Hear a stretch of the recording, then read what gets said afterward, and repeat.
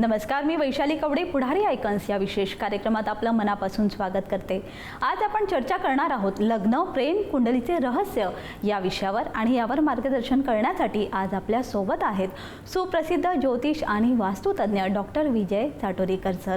आपण सरांचं स्वागत करूया। सर, या कार्यक्रमात खूप खूप स्वागत। नमस्कार। सरांबद्दल सांगायचे झालं तर त्यांच्या 3 पिढ्या ज्योतिष आणि वास्तू या क्षेत्रात कार्यरत आहेत। ज्योतिषशास्त्र आणि वास्तुशास्त्र या दोन्ही विषयात त्यांनी PhD केली आहे। इतकंच नव्हे तर देश विदेशात त्यांना अनेक पुरस्कारांनी देखील सन्मानित करण्यात आले। याशिवाय रत्नांचा विशेष अभ्यासही त्यांनी केलेला आहे। तर सर, जसा आपला आजचा विषय आहे लग्न कुंडली प्रेम या संदर्भात, म्हणूनच माझा सगळ्यात पहिला प्रश्न आहे की कुंडली जुळवणं हे खरंच आवश्यक आहे का? काय का पहिल्यापासून जेव्हा जेव्हा विवाह जमवायचे तेव्हा प्रत्येकजण गुणमिलन, ज्याला आपण म्हणतो की मॅच मेकिंग, कुंडली जुळून पाहणे, आजही आजच्या ह्या काळामध्ये सुद्धा बरेच पालक किंवा बरेच मुलं मुली विवाह करण्याच्या पूर्वी आपली कुंडली जुळून पाहतात। आता त्याच्यामध्ये महत्त्वाची गोष्ट काय की ज्योतिषशास्त्रामध्ये कुंडली जुळून पाहण्याचा अर्थ असा निघतो की त्याच्याने एक कळतं की आपल्याला की दोघांचं काय काय जुळून येतं। म्हणजे ज्योतिषशास्त्र असं सांगतं की 36 पैकी 18 गुण पाहिजेत, म्हणजे 50% तरी तुमची काही गोष्टी मॅच होणं फार गरजेचं, आणि त्या मॅच झाल्या तर बाकीच्या गोष्टी तुम्हाला ॲडजस्ट करता येतील किंवा त्याच्यामध्ये समजून एकमेकाला आपल्याला जीवन पुढे चालू ठेवता येईल। तर मॅच मेकिंग किंवा गुण जुळवून पाहणं हे याच्यासाठी महत्त्वाचं आहे की दोघांमधली अंडरस्टँडिंग काय आहे, दोघांमधलं एकमेकाबद्दलचं अट्रॅक्शन काय आहे, दोघांचे स्वभाव काय आहेत, दोघांचे एकमेकाबद्दलची विचार करण्याची दोघांची पद्धत काय असणार आहे, आणि ओव्हरऑल काय असतं की याच्यावर एक अंदाज येतो की मुलाचा किंवा मुलीचा स्वभाव कसा आहे, ते दोघंजणं कोणत्या परिस्थितीमध्ये काय डिसिजन घेऊ शकतात, दोघं एकमेकांच्या विचाराला पूरक असतील का नसतील, दोघांना एकमेकापासून मानसिक शारीरिक आणि जे काही कौटुंबिक सुख ज्याला म्हणतो त्याच्यामध्ये एकमेकाला सहकार्य मिळेल का नाही, ह्या सगळ्या गोष्टी जाणून घेण्यासाठी कुंडली जुळून घेणं महत्त्वाचं आहे। त्यासोबतच नुसती कुंडली जुळाली असे बरेचदा असतं की कुंडली जुळाली म्हणजे सगळंच झालं आणि मग त्यांचं आयुष्य पुढे वैवाहिक जीवनामध्ये अडचणी येणारच नाहीत असं काय नसतं। तर त्याच्यामध्ये वागताना सुद्धा तुम्ही एकमेकासोबत कसं वागता, म्हणजे ग्रहमान जरी चांगले असतील, कुंडली जरी चांगले जुळाले असतील, गुण जरी चांगले मिळाले असतील, आता बरेचदा असतं की 36 पैकी 18 गुण मिळाले आणि 36 पैकी 36 गुण मिळाले ज्यांना, आउट ऑफ 100 जरी मिळाले तरी तिथे बरेचदा त्यांच्या वैवाहिक जीवनामध्ये अडचणी येतात, प्रश्न निर्माण होतात। तर अशा वेळेला त्यांची जो दोघांमधला संवाद असतो, कम्युनिकेशन्स असतं, एकमेकाबद्दलचा आदर असतो, रिस्पेक्ट असतो, एकमेकाला समजून घेण्याची भावना जी असते आणि प्रेम, ह्या सगळ्या गोष्टी तेवढ्याच महत्त्वाच्या असतात, आणि ह्याचं सगळ्याचं संतुलन जे असतं ते जर राखलं गेलं तर नक्कीच त्यांच्या वैवाहिक जीवनामध्ये त्यांना चांगले दिवस राहू शकतात। नक्कीच संतुलन राखणं हे अगदी महत्त्वाचं आहे। मात्र त्याचा असा माझा एक वेगळा प्रश्न आहे की मंगळ दोष हा सुद्धा याचं काय म्हणजे कुंडलीमध्ये काय प्रभाव पडतो किंवा काय सांगाल? मंगळाकडे पाहतानाच काय की मंगळ असा ग्रह आहे की आता मंगळ दोष म्हणलं ना की बऱ्याच जणांच्या अंगावर काटे येतात किंवा असं भीती खूप आहे। भरपूर लोकांना असं वाटतं की मंगळ दोष आहे, मग मुलासोबत लग्न करायचं का मुलीसोबत करायचं का नाही, असे अनेक गैरसमज किंवा एक भीतीच गैरसमजुतीने एक भीती निर्माण झालेली प्रत्येक व्यक्तींमध्ये की मंगळ दोष आहे म्हणलं की त्यांना वाटतं की हे लग्न टिकणार नाही किंवा दोघांमध्ये टोकाचे वादविवाद होऊ शकतात। एक इथं समजून घेण्याची फार महत्त्वाची गोष्ट आहे, शास्त्र असं सांगतं, म्हणजे शास्त्रानं मंगळाचा स्वभाव असा सांगितलेला आणि मंगळाचा स्वभाव आहे तसं की मंगळ हा ॲग्रेशनचा कारक आहे, रागाचा कारक आहे, धाडसाचा कारक आहे। त्याच्यामुळं काय होतं आहे की बरेचदा हट्टीपणा जिद्दीपणा ह्या गोष्टी त्या व्यक्तीच्या स्वभावामध्ये असतात। याचा अर्थ असा नाही की तसं असलं म्हणजे दोघांचंही पुढे जमणारच नाही किंवा घटस्फोटापर्यंत सगळ्या गोष्टी जातील असं काही नसतं, किंवा कोणाचा मृत्यू तर कधीच होत नाही, मंगळामुळे कोणाचाही मृत्यू होत नाही। फार गैरसमज लोकांमध्ये आहे की मांगलिक कुंडली केली की मग हे दोघांपैकी एकाचा जीव जाईल किंवा असं होईल, असं काही नसतं। महत्त्वाचं की मंगळाचा स्वभाव जाणून घेणं फार महत्त्वाचं आहे। आता मंगळ दोष म्हणजे काय हे आधी जाणून घेणं तेवढंच महत्त्वाचं की मंगळ दोष म्हणजे तुमच्या पत्रिकेमध्ये प्रथम स्थानात, चतुर्थ स्थानात, सप्तम स्थानात, अष्टम स्थानात आणि 12व्या स्थानात म्हणजे व्ययस्थानामध्ये जेव्हा मंगळ येतो त्याला आपण मांगलिक कुंडली मानतो।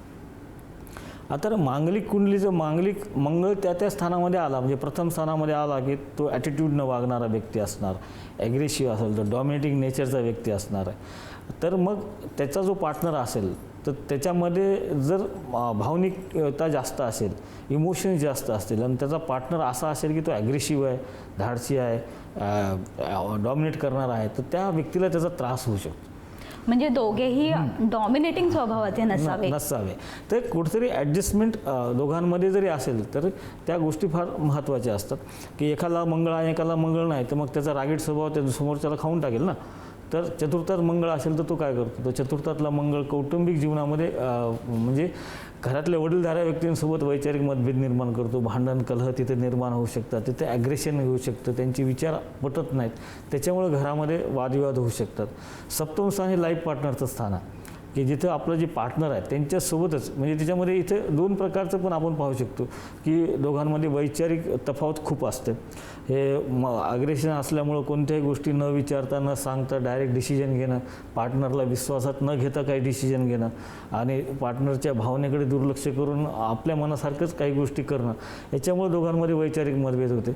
आणि दुसरा असा एक असतो की मंगळ ज्याचा सप्तमामध्ये असतो ना, की जो मांगलिक असतो सप्तमातला, तो फिजिकली सुद्धा त्याच्यामध्ये ती खूप हे असते, महत्त्वाकांक्षी जास्त असते, त्याच्यामुळे समोरचा पार्टनर तेवढा स्ट्रॉंग पाहिजे.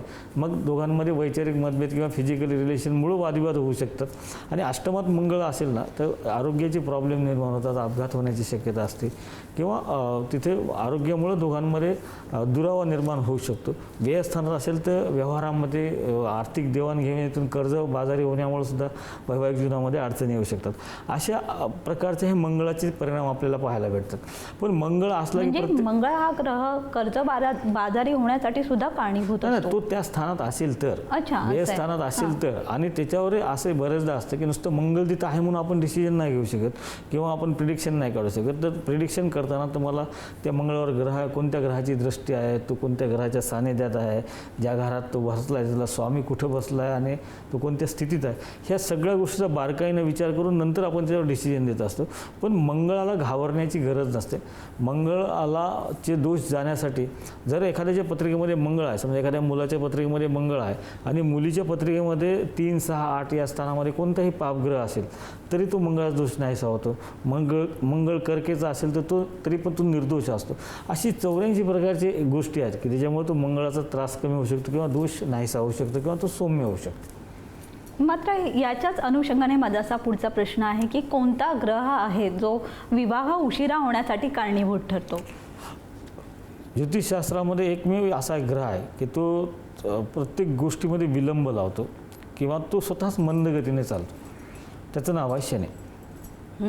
शनीचा संबंध जर तुमच्या सप्तम स्थानाशी येत असेल, म्हणजे शनीची दृष्टी तिथे येत असेल, शनी तिथला स्वामी असेल आणि किंवा शनी त्या ठिकाणात बसलेला असेल, तर शनी हा तुम्हाला उशिरा सगळ्या गोष्टी देतो.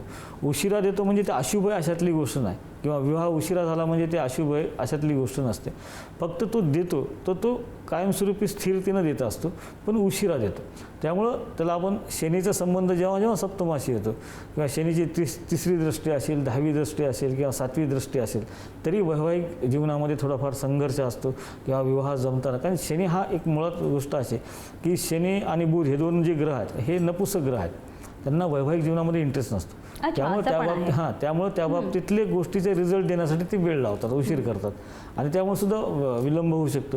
सहसा सप्तमाशी जेव्हा शनीचा संबंध येतो अशा व्यक्तींचे विवाह 28, 30, 31च्या नंतरच होतात आणि तसे उशिरा झालेले चांगले असतात, ते स्थिरतेकडे नेत असतात.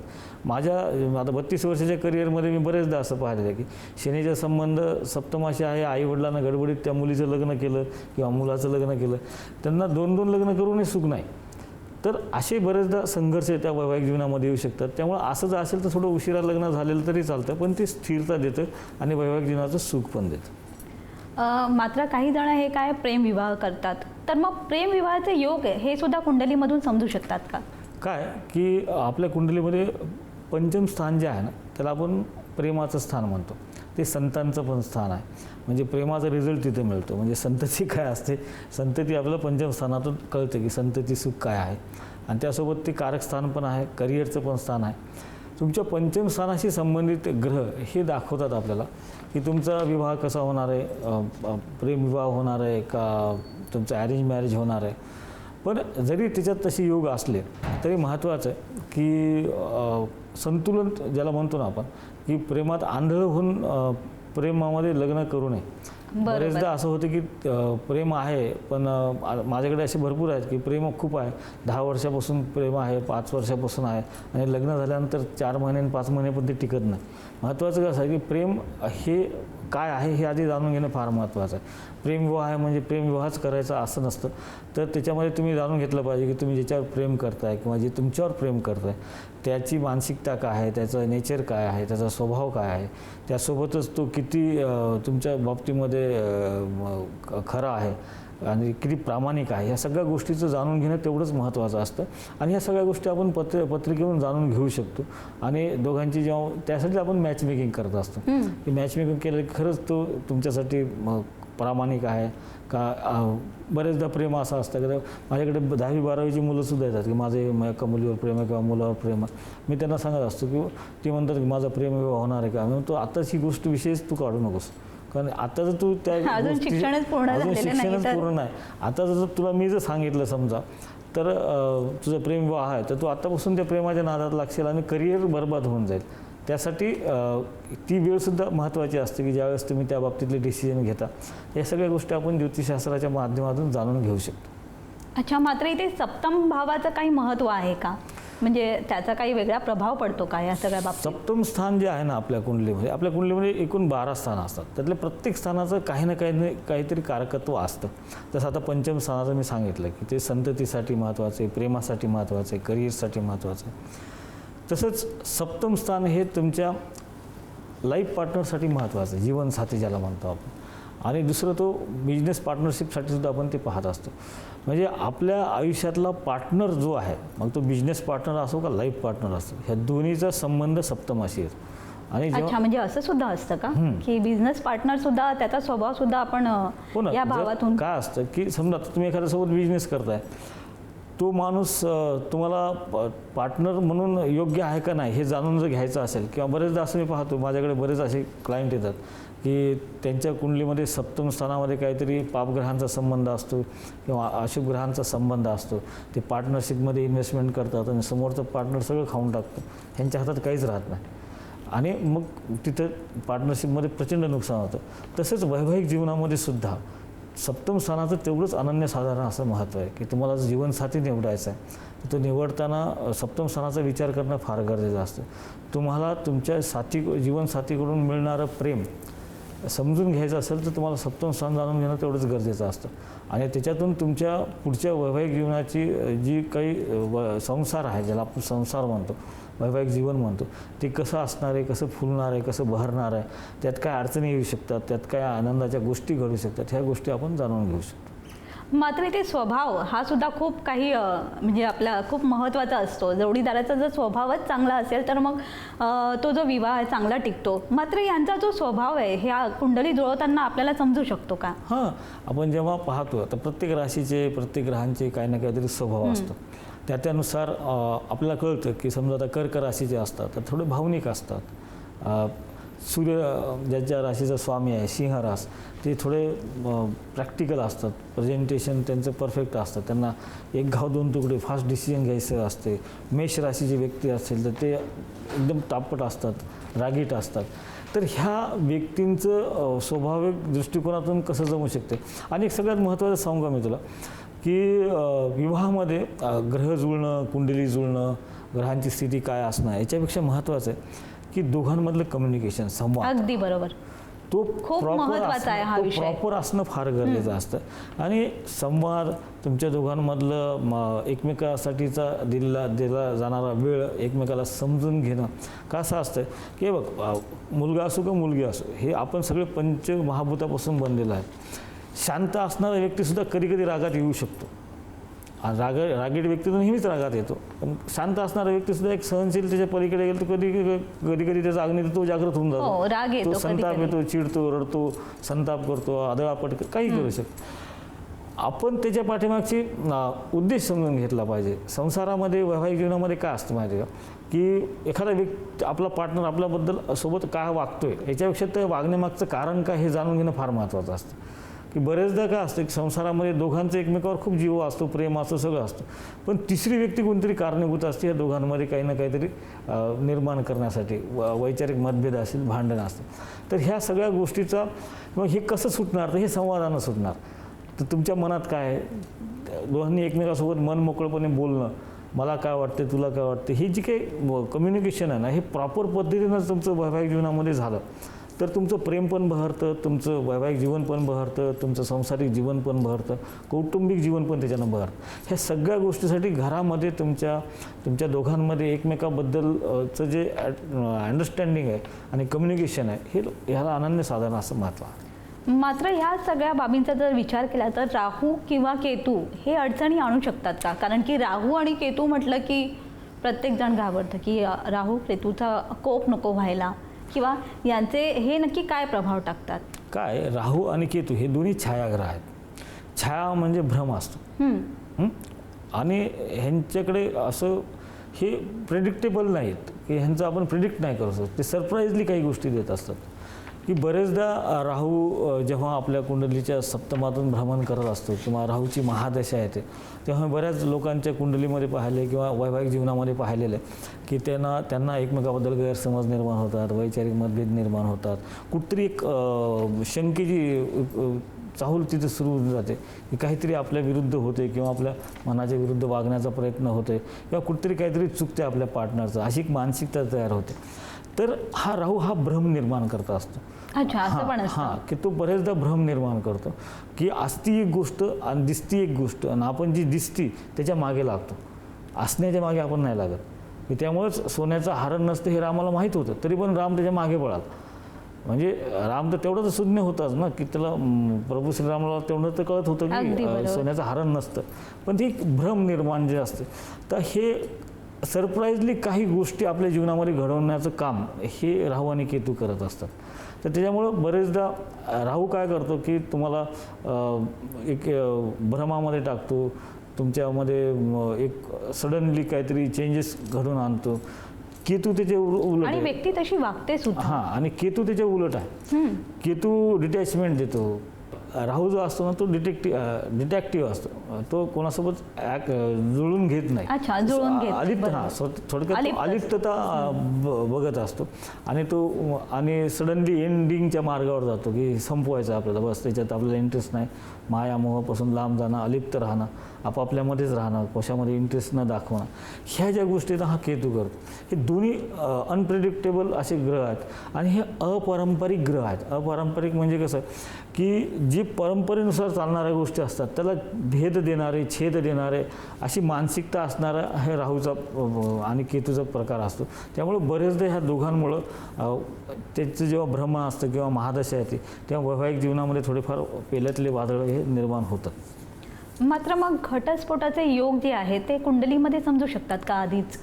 कसं असतं हे 100% चुकीचं आहे की घटस्फोटाचे योग कळतात का नाही कळतात ह्याच्याबद्दल बोलण्यापेक्षा महत्त्वाची गोष्ट काय असते माहिती का, की एखादा प्रसंग एखाद्याच्या जीवनामध्ये जेव्हा येतो त्यावेळेस त्याची मानसिकता आणि त्याची डिसिजन्स मेकिंग काय आहे हे फार महत्त्वाचे आहे. पहिल्या काळामध्ये सुद्धा अशा जोड्या होत्या की त्यांचं एकमेकासोबत जमायचं नाही, तरी पण ते आयुष्य एकमेकासोबत काढायचे, त्यांचा घटस्फोट व्हायचा नाही. पण आजकाल हे डिसिजन फास्ट होतात. त्याच्यामुळं असं नाही की आता मी पाहतो की 100 पैकी 3 घरं जे आहेत ते सिंगल पॅरेंट्सचे आहेत. तर याच्यामध्ये दोष कोणाचा आहे महत्त्वाचा नाही, महत्त्वाचं आहे डिसिजन, की त्या काळामध्ये डिसिजन घेतलं कसं जातं.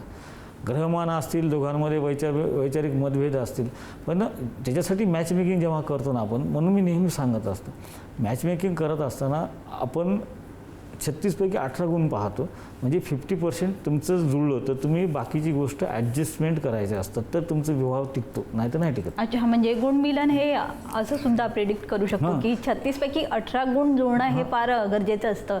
18 तरी असले म्हणजे 50% जरी गुण तुमचे जुळत असतील तर 50% आपल्याला ॲडजस्टमेंट करावी लागते. की महत्त्वाची ही गोष्ट आहे की लग्न ही एक ॲडजस्टमेंट आहे, ही मानसिकता सगळ्यांमध्ये असली पाहिजे. कारण तिथं 100% आपल्याला काही मिळणार नाही. बरोबर आहे. आणि इथं परफेक्ट कोणीच नाही. इथं परफेक्ट तू पण नाही, मी पण नाही, कोणता देव पण नाही. सूर्यामध्ये पण आग आहे, चंद्रामध्ये पण डाग आहे. असं कोणतीही गोष्ट परफेक्ट नाही. फक्त काही गोष्टी जर टिकवायच्या असतील तर ॲडजस्टमेंट करावी लागते. आणि जेव्हा आपण एकमेकाला बदलण्याचा प्रयत्न करतो ना, मग तिथे ॲडजस्टमेंट होत नाही. तिथं मग वादविवाद सुरू होतात, मग तिथं इगो समोर येतात आणि ह्या सगळ्या गोष्टीमुळं मग घटस्फोटाकडे ते प्रकरण जातं. तर माझं म्हणणं आहे की घटस्फोट होणार आहे असं डायरेक्टली मार्गदर्शन करण्यापेक्षा असं वाटतं की डिसिजन काय घेऊ शकतात आणि परिस्थिती काय आहे नेमकी, की अशी परिस्थिती असेल की बा छोट्या छोट्या गोष्टीमुळं जर वादविवाद होत असतील आणि क्षुल्लक गोष्टी आहेत की त्याला फार आयुष्यात फार मोठा त्याला व्हॅल्यू नाही, तर तिथे ॲडजस्टमेंट करणं गरजेचं आहे. पण जिथं जर खूपच टोकाच्या गोष्टी आहेत की जसं आपण पाहिलं की आता काल परवा ते दिल्लीला जे प्रकरण घडलं त्याच्यामध्ये मुलीनं सुसाईड केली काय आहे त्या जजनं पण स्टेटमेंट काय दिलं की तुमची मुलगी डेड असल्यापेक्षा घटस्फोटीत असलेली कधीही चांगली. काही वेळेला ते डिसिजन घेणं तेवढेच महत्त्वाचे असतात. पण कधी कधी असं नाही की छोट्या छोट्या गोष्टीमुळे ते डिसिजन घेतलं तर ते पण डिसिजन चुकू शकतात. तर त्यासाठी योग्य पद्धतीने जाणकार ज्योतिषाचा सल्ला घेऊन जर आपण जर ते डिसिजन घेतले तर मला वाटतं ते योग्य ठरू शकतं. मात्र याच अनुषंगाने माझा असा प्रश्न आहे की प्रेम आणि ग्रहांचा खरोखर संबंध असतो का किंवा काय? प्रेम ग्रह काय असते माहिती का? ग्रह हे तुम्हाला दिशा तर देतच असतात, त्यासोबत तुमच्या मानसिकतेमध्ये त्यांच्या गुणधर्मानुसार ते काही बदल घडवत असतात. कोणताही ग्रह जेव्हा चांगला येतो अशुभ येतो तेव्हा तुम्हाला तो घडवण्यासाठी आलेला असतो. आणि प्रेमाच्या बाबतीमध्ये कसं असतं की प्रेम हे इमॅजिनेशनमधलं नसलं पाहिजे. प्रेमामध्ये त्याग असला पाहिजे, समर्पित भावना असली पाहिजे आणि ती भावना तुमच्यामध्ये कितपत आहे किंवा तुमच्या पार्टनरमध्ये कितपत आहे हे जाणून आपल्याला नक्कीच आपल्या ज्योतिषशास्त्राच्या ह्याच्यातून जाणून घेता येतं. पण शेवटी त्याच्यानुसारही तिथे पुढे तुमचं वागणं बोलणं ह्या सगळ्या गोष्टी तेवढ्याच महत्त्वाच्या असतात. तुमच्या नैतिकता नीतिमत्ता तेवढीच महत्त्वाची असते. ह्या सगळ्या गोष्टी आपण याच्यावरूनही जाणून घेऊ शकतो ज्योतिषशास्त्रानुसार कुंडलीनुसार की तुमच्या प्रेमाचं आयुष्य कसं असणार आहे तुम्ही प्रेमामध्ये. पण प्रसंगानुसार काय असतं की बरेचदा प्रसंगानुसार काही काही डिसिजन येतात किंवा परिस्थितीनुसार तुम्हाला डिसिजन घ्यावे लागतं. तर त्यावेळेला तुमची गोचरीमधले ग्रहमान जे असतात त्याचा विचार करणं तेवढंच गरजेचं असतं आणि त्यानुसार ते डिसिजन घेतले चांगले असतात. मग ज्योतिष उपाय हे किती प्रभावी ठरतात या सगळ्या बाबतीत? म्हणजे नातेसंबंध जर टिकवायचे असतील तर ज्योतिषी उपाय हे घेणं गरजेचं आहे का? ह्या सगळ्या कार्यक्रमाचा सगळ्यात महत्त्वाचा प्रश्न आहे की ज्योतिषी उपाय खरंच महत्त्वाचे ठरतात का? ज्योतिषशास्त्रामध्ये काय की ज्योतिषशास्त्र हे तुम्हाला मार्गदर्शक शास्त्र आहे, ते दिशा देणारं शास्त्र आहे. चालायचं तुम्हालाच आहे. उपाय केले आणि तुमचे काम चांगलं नाही, कर्म चांगले नाहीत, तुम्ही जप करत बसलात आणि तुम्ही मेहनत घेत नाहीत, त्याचा आउटपुट तुम्हाला मिळणार नाही. तुम्ही खूप उपाय करायला, जप तप करायला, ध्यानधारणा करायला आणि तुम्ही तुमच्या पार्टनरला समजून घेत नाही आहेत तर त्याची उपायाचा काही उपयोग होणार नाही. महत्त्वाचं उपाय ज्योतिषशास्त्र हे सांगतं की तो तुम्हाला अंदाज देत असतं की हे असं असं आहे, याच्यामुळे तुमच्या दोघांमध्ये वैचारिक मतभेद होऊ शकतात, तुमच्या नात्यामध्ये अडचणी येऊ शकतात. तर ह्या तुम्ही गोष्टी टाळल्या पाहिजेत, ह्या तुम्ही केल्या पाहिजेत. तर त्यासोबत कर्म आणि उपासना ह्या दोन्ही गोष्टी महत्त्वाच्या आहेत. म्हणजे आपले प्रयत्न अधिक ईश्वरी उपासनाबरोबर यश हे जीवनाचं सूत्र आहे. तर त्यानुसार जर आपण प्रयत्न केले, आपण त्यानुसार जर म्हणजे नुसते उपाय केल्यानं तुम्हाला साध्य नाही होणार किंवा उपाय केल्यानंच तुम्हाला सगळ्या गोष्टी उपाय केले तुम्ही खूपच उपासना केल्या, रत्न खूप धारण केले आणि प्रयत्नच केले नाही त्यात अर्थ नाही ना काही. तर त्यासाठी महत्त्वाचं आहे की ज्योतिषाचे उपाय म्हणजे तुमच्यामधली स्वतःमधली पॉझिटिव्हिटी, तुमची भावनिक जी काही नीड असेल ती पूर्ण करण्यासाठी तुम्ही जे काय वागता ह्याला अनन्यसाधारण असं महत्त्व आहे. आणि त्यासोबतच ग्रहांची दिशा ठरवून ते जर उपाय केले तर त्याचा तुम्हाला तुमच्या जीवनामध्ये सकारात्मक परिणाम पाहायला मिळू शकतो. नक्कीच तुमच्या जीवनात सकारात्मक परिणाम हे काय आपल्याला जे काही आहे ते पाहायला मिळू शकतात. म्हणून ज्योतिष उपाय आणि प्रयत्न हे दोन्हीही सतत चालू ठेवले पाहिजे. सर, तुम्ही इथे आलात आणि एवढी छान माहिती आमच्या प्रेक्षकांना दिली त्यासाठी खूप खूप धन्यवाद. धन्यवाद. तुमच्याही मनात काही प्रश्न किंवा शंका असतील तर सरांचा नंबर जो आहे तो स्क्रीनवर फ्लॅश होत आहे, त्यावर तुम्ही संपर्क साधून सरांचं जे मार्गदर्शन आहे ते तुम्ही घेऊ शकता आणि त्यांच्याकडून चांगला सल्लाही घेऊ शकता. आजच्या या भागात इथेच थांबूया. पुन्हा भेटूया एका नवीन विषयासह. तोपर्यंत नमस्कार.